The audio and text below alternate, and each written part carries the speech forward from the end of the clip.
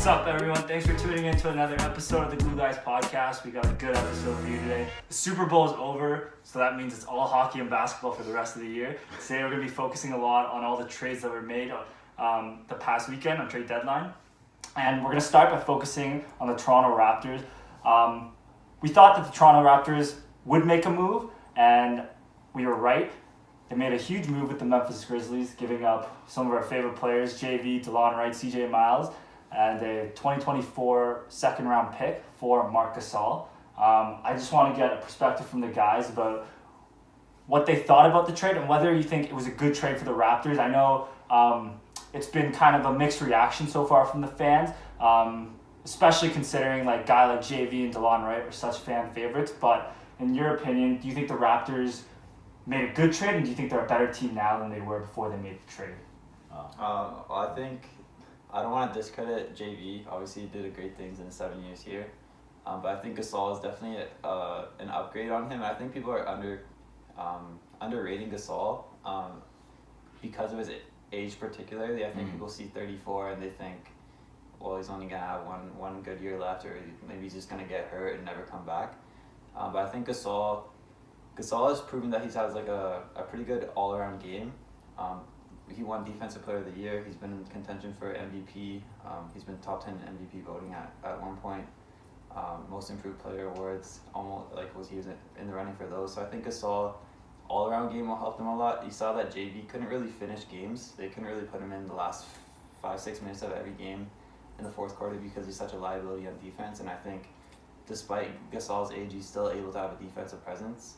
And also space the floor because he can shoot the three. JV can shoot the three pretty well this year. I think Gasol's a more volume three-point shooter who's going to space the floor even more. Opens up driving lane for Kawhi and Lowry. And I think in terms of the actual trade of who we gave up, I think CJ, we saw he'd been playing well the last month or so, but other than that, he was pretty non-existent. Like we say, the GoDaddy curse. CJ's PJs. Norm last year, CJ this year. Who's next? And DeLon was probably he was the third point guard on our team behind Lowry and Freddie.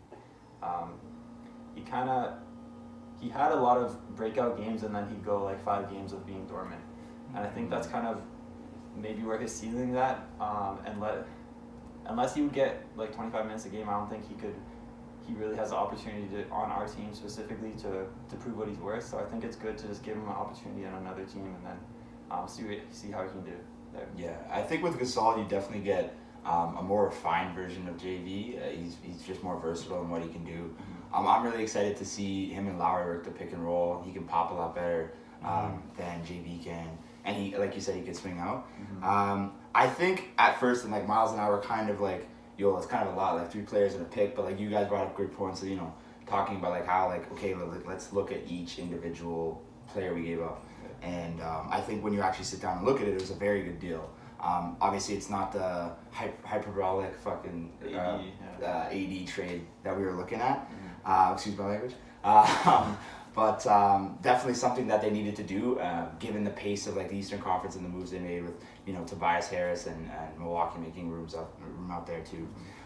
So just different looks out there. Just to it's really exciting, the entire East and the way it's going. But I definitely think Toronto won the trade if I had to pick, and I'm really excited to see what between Lowry and Gasol will do.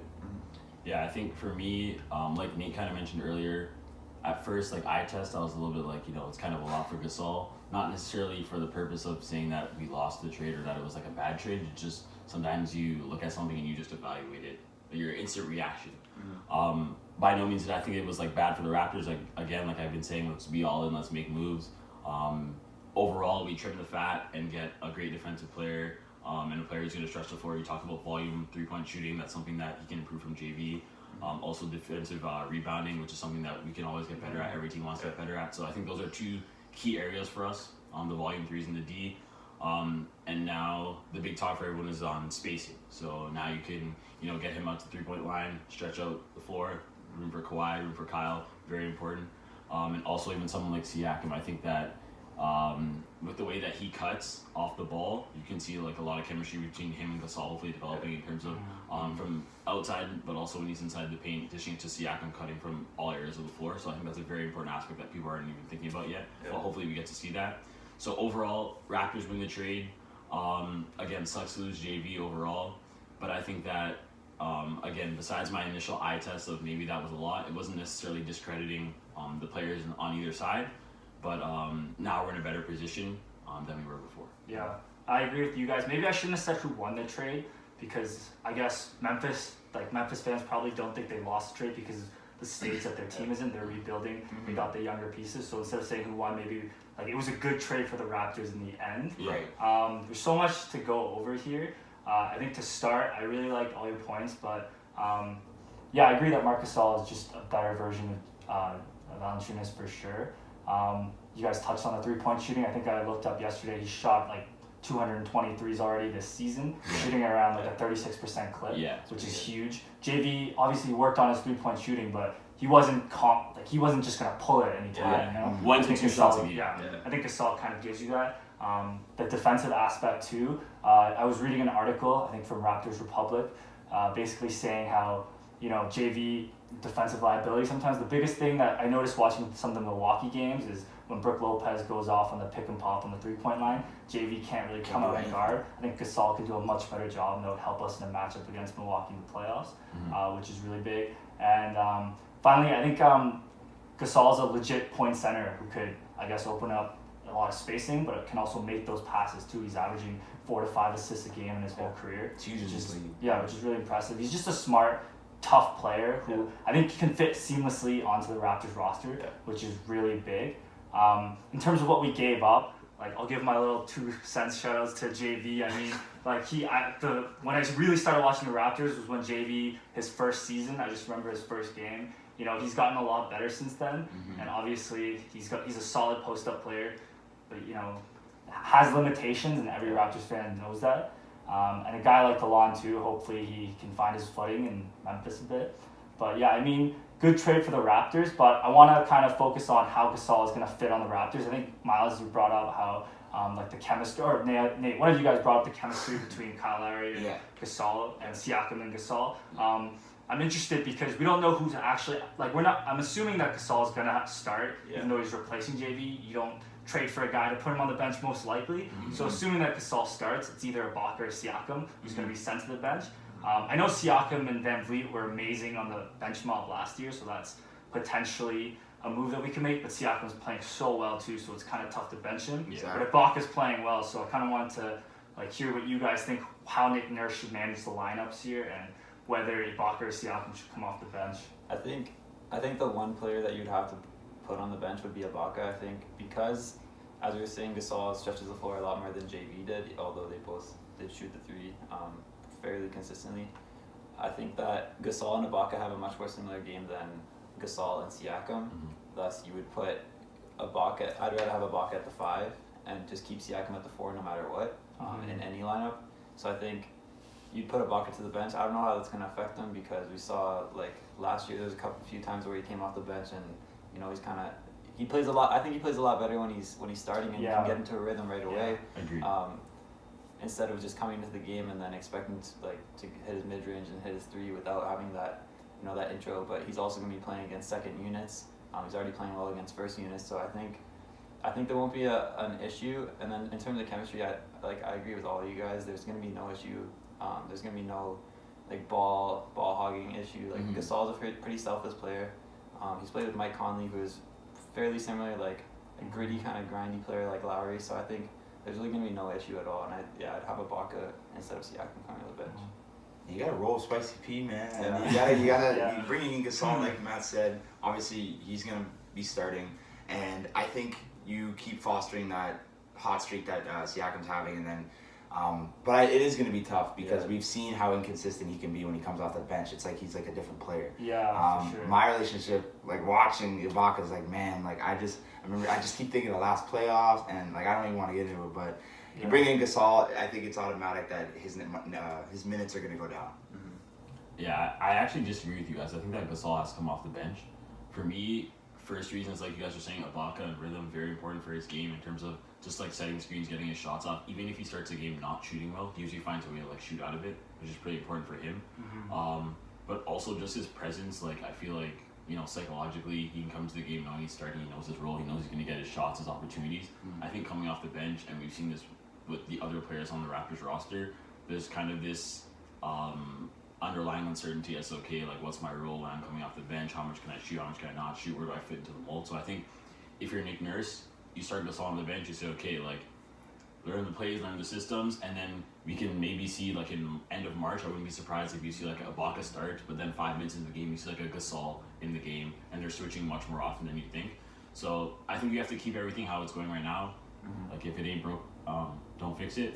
But at the same time, like I said, going into the playoffs, you know, it's probably going to be into like a 7-8 man rotation. So that can be a variety of things depending on how it goes. So I think Gasol has to come off the bench for now. I think you can't. Ibaka's on too much of a tear to sort of remove him from the starting lineup. I think that'd be a lot on his own sake, because he's like, okay, I've been playing so well, and say I can't even start in the position I've been playing well all year, knowing all the plays, everything. So he starts, but they still rotate a lot, like you're saying. Yeah, so he would. So in theory, I'm saying he keeps starting for like the next week, 2 In weeks theory, or so. they play the same amount of minutes probably by the end of the game, but Right, me and Ibaka would probably edge him out, I'd say, just based on him starting. But then if you can sort of figure something out where it's Gasol switching for him after like 5 to 7 minutes to see what kind of matchups are going on. Again, Siakam is, I think, the key here, because he can guard every position, so they can kind of make things work for him. right. So I don't think he's going to come out of the starting lineup. I think the two of them on the court at the same time, Gasol and Ibaka, would be pretty stagnant for our roster. Like I don't see it being very dynamic with both of them on the court. I don't see how that. I don't see us gaining a lot from having both of them on at the same time, just because.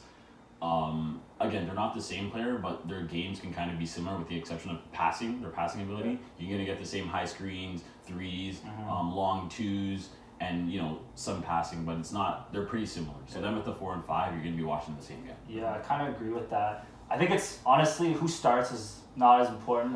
Like, we brought in Gasol, I think, for those fourth quarter minutes that JV wasn't able to provide for defense. Right. So I don't know who's going to start. I think Nick Nurse will figure it out. Honestly, I don't think it matters.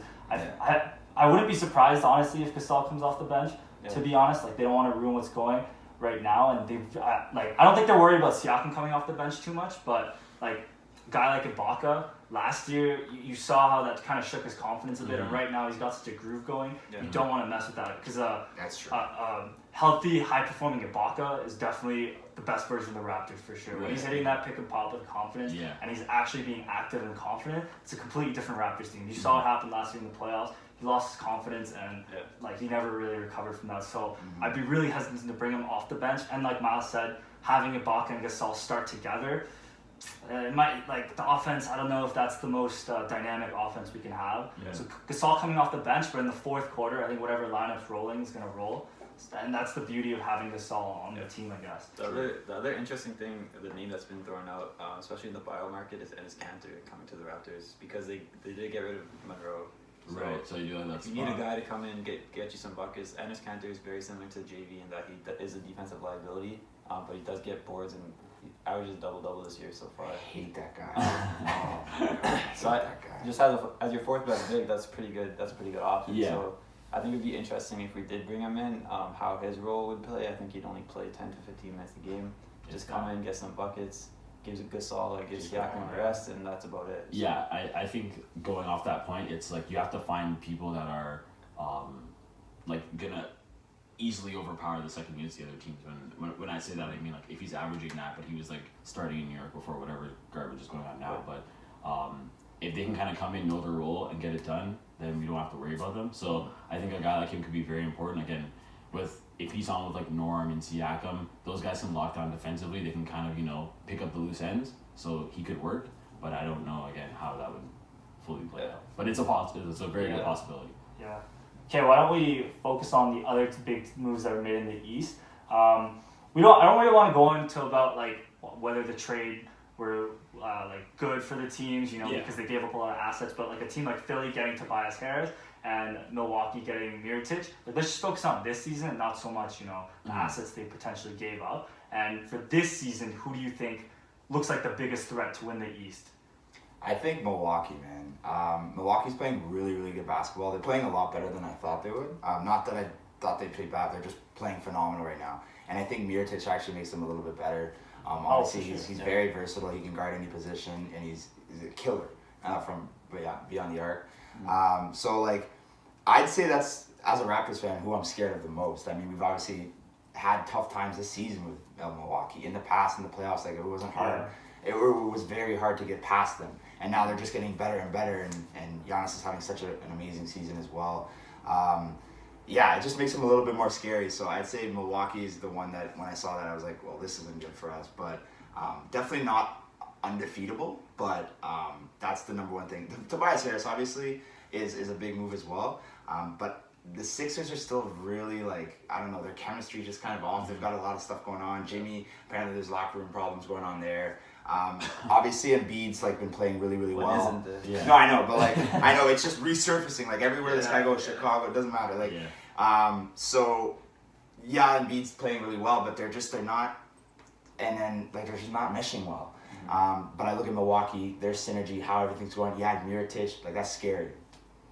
I think for me, like, okay, the best deal made was easily Philly. I think you get Tobias Harris, that you basically took the best player from the Clippers and brought him to your team. So that is polarizing in itself. He comes in at the 4. They were struggling at the 4 a little bit. So now you have a legit 4 who can shoot the 3, create his own points. Again, their dynamic is still kind of weird because all their players are very, I can create my own. Yeah. So it's kind of, their mesh is weird. But talent per person, I think that they made the best deal. The Mirotic deals, it's a good pickup. I think a lot of people are making like a massive deal out of it. I'm kind of like, like, he's good, but you don't know what he's gonna do. Like, he's had these spurts where he looks amazing, and had these spurts where he's kind of just whatever. I think people are quick to kind of say that, Mirotic is gonna be this or that for them, but you kind of don't know how it's gonna go. Not that I know how it's gonna go with Tobias Harris, but I think that he's a better player than Mirotic, so it's easier to latch onto that for me. I think Mirotic is just gonna be, if he knows his role and he can just shoot the 3, then he'll be fine. But I think that I don't hold a lot of stock in him going there. The Harris thing, I think, makes Philly much more legit and serious, I think, than they were before. Again, can they come together and culminate and figure it out? I don't know, but I think looking at it now, especially getting tougher in that 4 position, which is the key. Like, look at us with Siakam. Like, teams with this 4 that can be really dynamic and guard 5s, but also shoot the 3 and even guard the best player on the other team. That's where you kind of see them rise. So Harris is the best deal, but I think we are still the favorite in the East. I gotta agree with Nate on this one. I think Milwaukee, even if they were not to make this Mirotic trade, I think they're still the biggest. If we're talking threat to the Raptors, I think the Bucks are the biggest threat. We've seen they've gone 0-3 against them. Doesn't really matter what we've done. We can't really figure out a plan to stop them. And I think it all comes down to their spacing. We know that everybody on the team can shoot except Giannis. I don't know if he's ever going to improve his 3-point shot, but it doesn't really matter because if he can't shoot, he's going to get to the hole no matter what.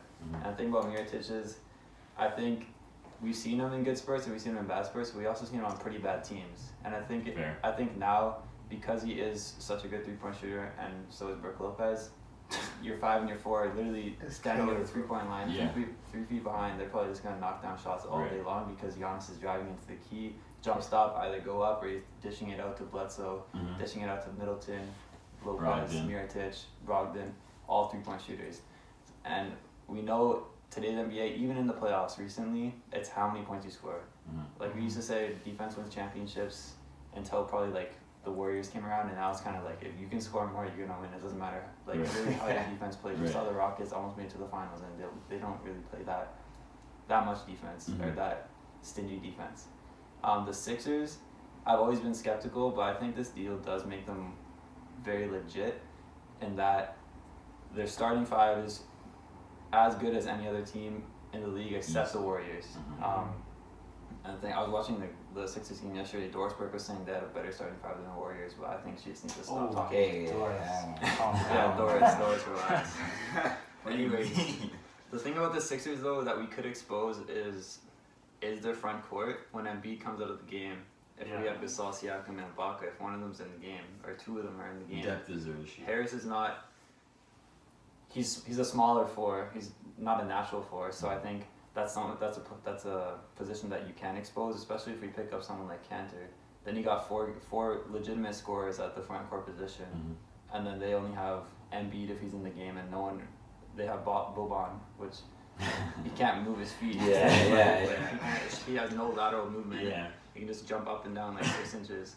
So I think that's really I think they're a legitimate threat. I think they're better than the Celtics, and they're better than the Pacers are playing well, but I think they're gonna drop off. Yeah. So I think if I had to go in order, it'd be like Bucks, Raptors, Sixers, Celtics. What do you think about the Celtics not making any moves? Like, do you think they're just kind of waiting to stockpile the AD thing, or do you think they're just? I think it was smart. A lot of people are giving them hell for not making a move, but I think it was smart to not do anything because there was really nothing out there for them to do because they're so deep, but at the same time, a lot of the players don't show up every night.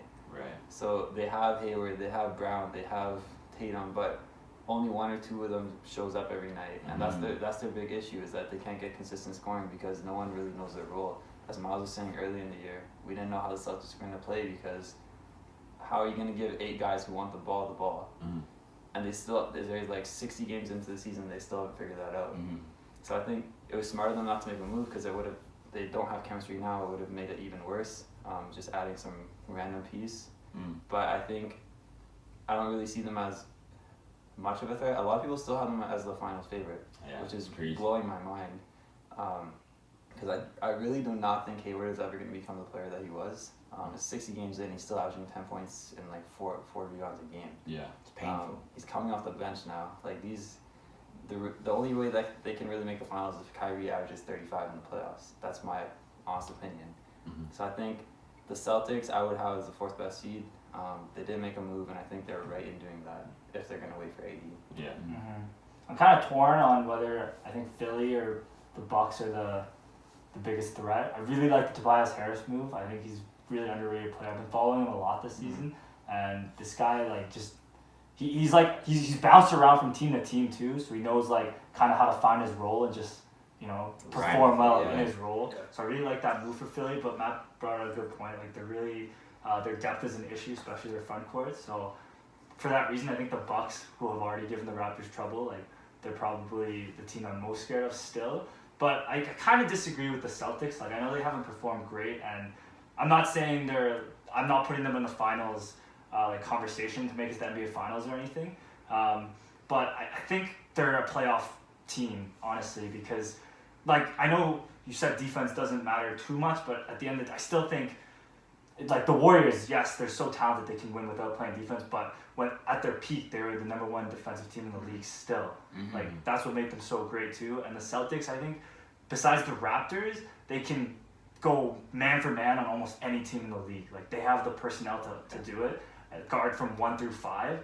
Al Horford's a mobile enough big where he can cover the stretch 5 too. And then you got guys like athletic wings like Tatum, Brown, Smart, like Rozier and Kyrie when he like really puts in effort. That's a really solid defensive team. But do you think the Celtics can score enough on offense consistently to be a finals threat? I'm not exactly sure, honestly. I think they have the talent to definitely put up points, but like I haven't really seen it this season, right? So maybe I'm one of those fans that are kind of looking at the potential without having seen it on the court, but I have a feeling that they might be one of those teams that can pull it together in the playoffs. Mm-hmm. Maybe Kyrie's had a pretty damn good season, honestly. Like he's been carrying. Yeah, he has. So Jason Tatum's been playing a bit better. It's honestly the chemistry issue. So I'm not sure if they'll be able to put it together, but if they do, like I think their ceiling is really high. But like I'm not gonna put them as the number 1 favorite. Do you think there's kind of like Lakers fever that's gonna kind of set in? Like how you saw the Lakers playing really bad, like the 42-point loss. And now all these, guys like Tatum are hearing like they might get shipped off in the offseason. Do you think that's going to play into the next few weeks, like into their play? Like, is that a factor that you should consider? I'm not too worried. I feel like it's different than the Lakers. The Lakers, like, I don't know. I mean, I think I'm basing it off the quote that Tatum had. He was like, he basically was like, I'd trade myself for AD, like no doubt. Like but like the Lakers was different. It was just like. I don't even want to get into that situation, but LeBron kind of got me there. Like, he was talking about like all this brotherhood stuff, like coming in, building the young guys, and then the next minute he's saying that, and then the next, he's ready to trade the entire team away for 8. Like, I feel like it's different, man. I feel like the Celtics young guys would be able to handle trade stuff for better. True. Yeah, it's just my opinion. Yeah, what I want to quickly say about the Celtics, like, I think that they're obviously good. They have depth, and a lot of people are putting them into this, finals conversation, whatever. But like, realistically speaking, looking at their season, they've been between 4th and 6th all year. I attribute that to, first of all, as you guys alluded to already, like an inconsistent scoring base. Besides Kyrie, it's kind of like you don't know who's going to play well. Again, even if it's like 3 guys playing well or 1 guy playing well, it's going to be enough scoring. So sure, like, Rozier can go off, but he might get like 18. But they need those guys to get like 35, 40, or collectively Brown, Tatum, and Rozier have to score like 60. So they're having troubles with that. I didn't even mention Hayward, and this guy's supposed to be like, the save all. Yeah. So think about that. Next is their inability to close out games. A lot of people have kind of let this slide under the rug, but if you look at their game against the Warriors, they had the ball 3 times under a minute to score 2 points, couldn't score once. Okay, maybe a fluke, but still the game against the Lakers the other night, you gotta grab rebounds and close the game out. So this has happened multiple times. Like, there's even many other examples throughout the year. So if you can't score, and then when you are scoring your Titan games, you can't close them out, then you're gonna be in 5th or 6th, right? So I don't think that they're maybe as good as people set out to be. I think there's a lot of expectations and everyone knows they can be great based on what they did last year. But I think that at the same time, people have to sit back and look at what sample size do they have this year and what have they actually done. And they haven't done things to be a team that's in the upper echelon of the Eastern Conference. They've played mediocre and been mediocre.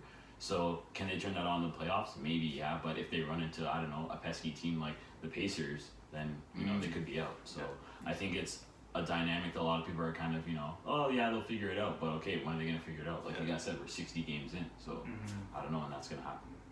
Yeah. What do you guys think about Hayward overall? Like, do you agree with me that you don't think he'll be the same? I think, well, the thing is, it's tough to, I guess, diagnose that just because, like, he got shifted to Boston. Yeah. So you could have saw, like, a downfall in that system, which is unlikely with Brad Stevens in their past. But, like, then he got injured. So you don't know how he was in Boston pre-injury. Now he comes in, he's injured, he's in a new place. Like, there's a lot of variables against him. So it's really hard to, I guess, critically be like, I don't know if this guy's ever going to be like the way he was in Utah. Personally, I don't think he's going to be, because he was the man in Utah, and now obviously he's not, and now I think it's eating into his confidence, and there's a whole psychological thing going in there, as well as physical. So, I mean, I want him to go back to averaging 20 plus, being, Kyrie's second man and working from there, but he's just been a shell of himself, man. Like, it's sad to watch him sometimes. Yeah, I think I'll quickly say that I won't focus on whether he can be or can't be. I think in order for him to get to that where he was, they're gonna have to like move some pieces out. Like I think like we talked about before, even with the Raptors, when you have a lot of guys who are kind of can be the guy or be in that role, like the Norms, whoever else, CJ, like a bunch of other people. But then if you look at the Celtics and you have like Tatum, Brown, guys who can get the job done or showing they can get the job done, it leaves a guy like him and all of them collectively in a tough spot. Like, when is my time to shine? And then when they don't perform, we're quick to be like, oh, this guy's playing bad, this guy's doing this, he's inconsistent, whatever. So I think they need to move some of those guys out and be like, dude, we're just gonna ride you. Like you're the man. And then psychologically, I'm like, okay, like it doesn't matter if I miss a shot. It doesn't matter if I make a bad play or I turn it over, because I gotta get out of it. And like we're talking about with Serge, if he knows that he's just gonna play, he'll get out of the little nooks and crannies in his game where he's kind of like off, or he'll be able to shoot out of a bad spot or anything like that. So I think for someone like him, they need to move the other guys up.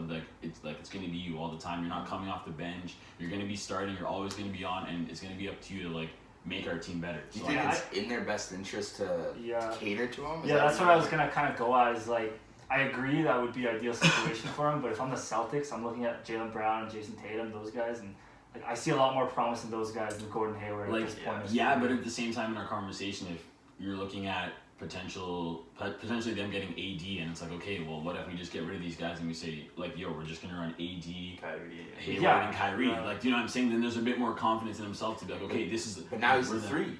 No, but it doesn't matter. He knows his role. That it's them. It's more they are the team. Yeah. Okay. It's not a collection of 7 people who are kind of riding on to do whatever. Whoever plays well is going to play, and if you're not, then too bad. So it's harder psychologically. Because the whole thing was when he came in and he signed last year, he signed with Kyrie coming in thinking it would be a 1-2 punch. Exactly. And they had no idea Tatum, Brown, Smart, Rozier were going to play as well as they did. Even Horford had a pretty good year last year. Right.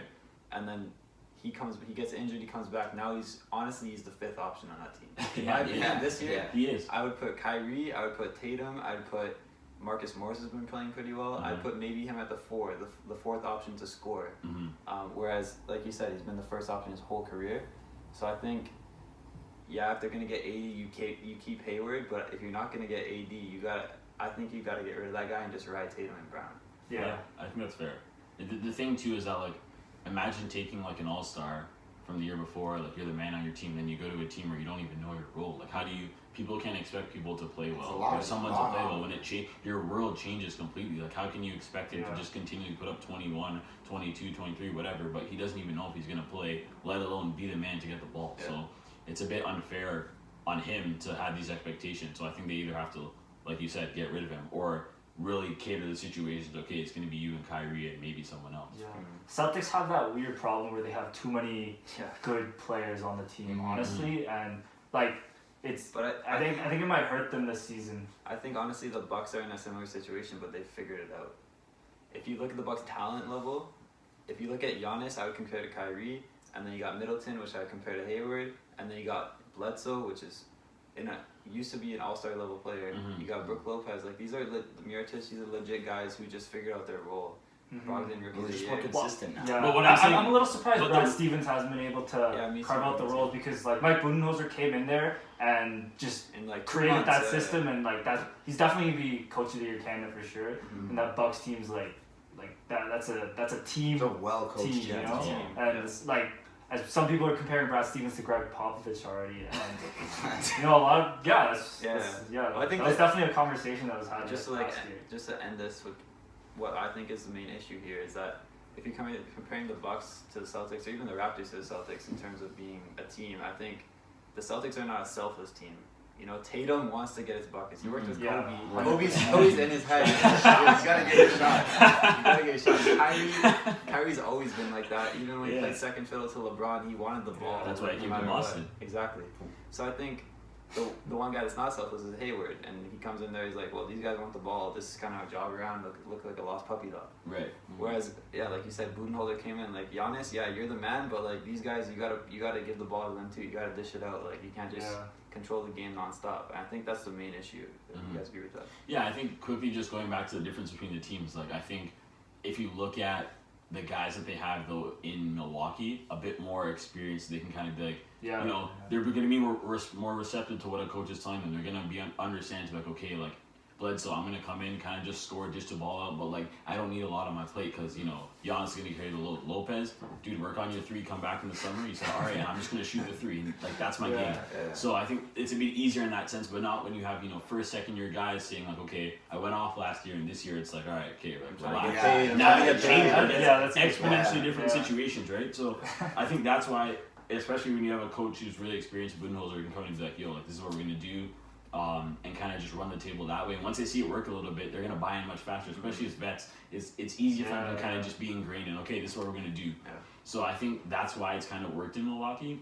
But Boston, it's completely been a roller coaster. situation. Yeah, they're all over the place. They're all, how do you go from like Eastern Conference Finals to now like without Kyrie they're in, or they're in sixth now. We don't even know, or fifth or fourth or whatever. All year they've been kind of around this, but everyone's like they're going to the finals. So it's not really congruent with I what's think happening. what people get caught up in is they think about the playoffs and they're like, well, they did it without Hayward, Kyrie. Yeah. So add Hayward, Kyrie, it's a wrap. finals. It's a wrap. It's actually even worse. Yeah, Like, exactly. so it's exactly. And that's what I allude to, like Matt said at the start of the year. That was my major concern was when you get two guys back who are legit all-stars, it changes your whole team dynamic, and you have first and second year guys who carry the load. Now you're going to basically flip the roles.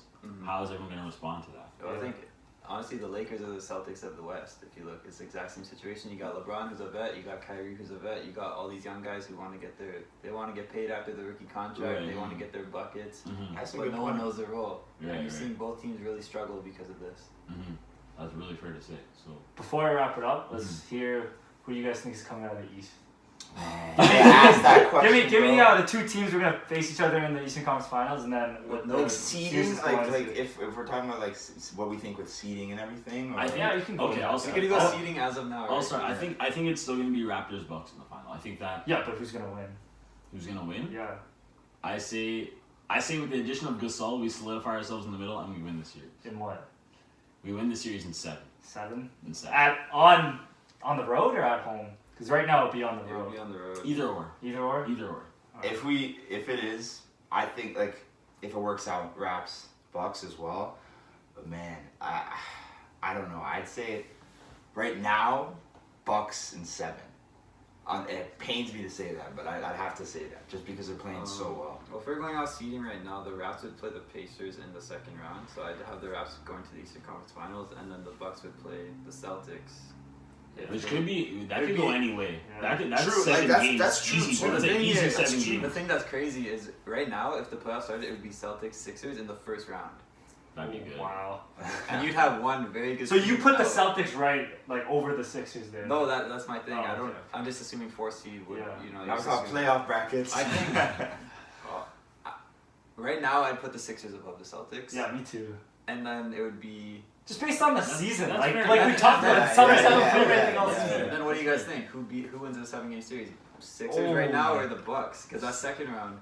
I think Sixers are Bucks, man. I think last year the Sixers kind of imposed their will, but I think the Bucks are a different team this year. And I'm always in the with psyche revenge. I'll Yeah. take the revenge team 100 times. I think out of I'll take the 100. Bucks too, I would- especially at I home. would Especially 100%. at I'm interested to see how Tobias is gonna Yeah, do. me too. Dude, I know. with Tobias, they could get scary. I think there's not going to be enough ball movement on that team to outlast a team that's consistently moving the ball and spreading around. And a where really, everyone knows what a they're really doing. deep team in the Bucks versus a very That's the thing. top heavy. Yeah, When top those heavy guys team come in the out, Sixers. they don't seem like they're the same. Even when they played the Raptors the other night, it's like when they came out, our bench just blew them out of the water. It wasn't even a game anymore. Yeah. So I think that's the difference where, the Sixers are going to get outlasted. Again, you can hang around for 4 or 5 games with, your starting lineup, but there comes a point where once they falter or they have a bad game, you can see the momentum change in the series. Okay, and then Bucks Raptors Eastern Conference Finals.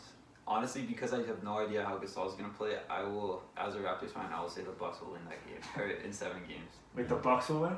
In 7 games, just because I have no idea. If Gasol fits well, the Raptors win that. There's so many variables, man. Like it could go. But one, if two I'm just ways, going right now, if they wouldn't have traded for Gasol, and it's just that's tough. Dude, imagine in theory though, like just on this conversation, like you have Gasol and Lopez at the 5, and they're just shooting threes the whole series. Like there'd be no, That's nuts. like imagine there'd be no paint game. It'd be straight threes the whole series. Just pick and roll and threes the whole series Yeah, from the shootout, 5s. That's true. It'd be crazy. I mean, that's true. So, like- that's true. I'll put the Bucks just because they had the Raptors number all year, and I don't know how Gasol's gonna fit. I think he'll fit well, but just because they're 0-3 against the Bucks, I'll have to go Bucks in 7. That's fair. Yeah. 3 games. That's a legit sample size. Scotty. Say Raptors in 7 against the Bucks because okay, like once the playoffs start and Kawhi and Kyle Lowry can just like lock in, and we don't have these distractions Okay, with Kawhi sitting out. Here's in the the other other thing. game. The Raptors record is kind of not legitimate because of how many games Kawhi sat out. I think they would be probably 2 or 3 games ahead of the Bucks at this point if Right. Kawhi played every single game. He has sat out. If you notice the schedule, he sat out a lot of marquee games.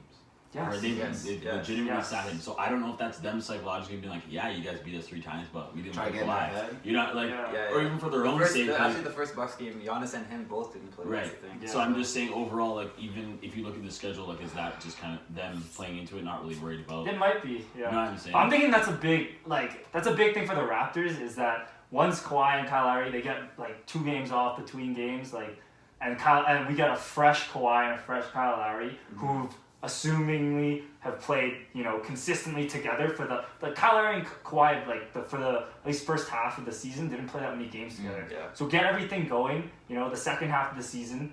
And then go into the playoffs. Get us at 100% against the Bucks at 100%. I think the Raptors come out on top. Of One thing that's been cheesing me though, I've seen in the media, like honestly, like people are talking about and as much as I've talked about how good the Bucks are, everyone's like the Bucks, and then I was reading an article that was saying the Bucks are by far and wide the best team in the East.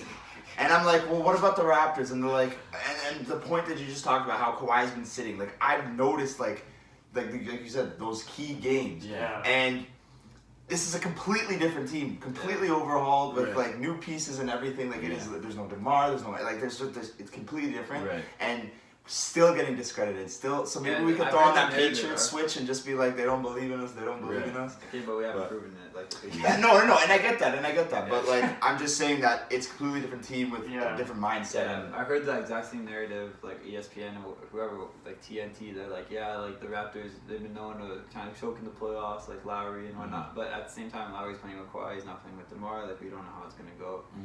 So I think, as you said, like there's still no respect. Yo, we got 2 players who won a championship. What is this? I know. Like we have players that have done it now. Like I can see in the past, legitimately, we didn't have anyone who's proven anything. Yeah. Danny Green and Kawhi are proven playoff. And the Bucks have like not players. proven. They're not. Yeah, they're not. So that's the thing that's confusing me. Obviously, we know it's just Canada. It's like the Toronto Yeah. thing, but Yeah. still. One thing I wanted to say on what you said though was with Gasol now adding, that's a legit player in terms of calls, which are very important, was something we always complain about. Oh yeah, And JV historically never got doesn't calls. get called. man. So now you Raptors have, fans know right, that. now It's you like- have someone that No, but is Kawhi gonna. hasn't been getting calls this year. No, either. I know, but I'm saying just inside that's a face and name that will garner some respect, Yeah. Yeah. and that goes a long way in the playoffs, just in terms of like defensively, but also offensively getting calls. So I think that's a big portion that a lot of people are. Again, we're gonna talk about this in April, but right now thinking about it, that's where my mind went was okay. As long as we have someone can be like, okay, I know who that is. True. He gets calls. That's gonna the whole rest of the year. It's gonna matter because you're gonna give calls to Gasol, and now Kawhi's got to get his calls, right? Yeah. So hopefully it's just a domino effect for the whole roster. I say we got like the grittiest and toughest team in the East, though, man. Like just look at our players. I think that's fair. Lowry, Yeah. Kawhi, and then Grinders, Gasol, Danny Green, Siakam. Yeah, it's true. Come on, man. Yeah. All right, we're gonna wrap it up here. Thanks for listening, guys. We'll see you next time. See you guys. Yeah.